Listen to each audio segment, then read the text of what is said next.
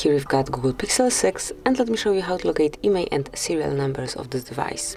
So you've got two methods, two ways to open those numbers. The first one is via secret code. To use it, just open your keypad and now provide your secret code, which is *#06#.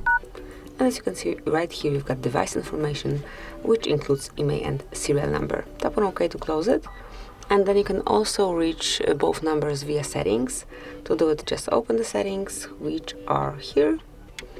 Go to About Phone, scroll a bit lower, and here you've got IMEI number, and then serial number can be found under Model. And here you've got serial number. So this is it, that will be all. Thank you for watching.